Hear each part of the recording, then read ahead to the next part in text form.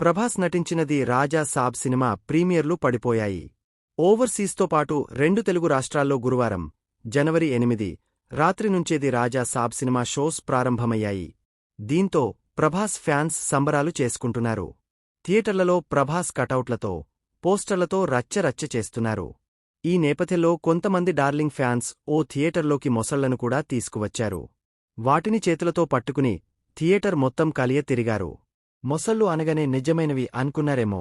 కాదండోయ్. పెద్ద సైజులో ఉన్న రబ్బరు మొసళ్లను పట్టుకుని ఫ్యాన్స్ థియేటర్లో హంగామా చేశారు.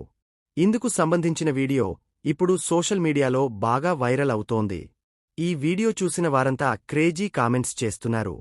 ప్రభాస్ ఫ్యాన్స్ మరీ ఇంత వైల్డ్గా ఉన్నారంటూ కామెంట్స్ చేస్తున్నారు. కాగా ది రాజా సాబ్ సినిమాలో ప్రభాస్ మొసలితో ఫైట్ చేసే సన్నివేశముంది. రీసెంట్గా వచ్చిన ట్రైలర్లో కూడా ఈ సన్నివేశాన్ని చూపించారు. ఇప్పుడు ప్రభాస్ ఫ్యాన్స్ కూడా అదే తరహాలో ఆలోచన చేశారు. ది రాజాసాబ్ ఆడుతున్న సినిమా థియేటర్లోకి ఏకంగా రబ్బరు మొసళ్లను పట్టుకుని వచ్చారు.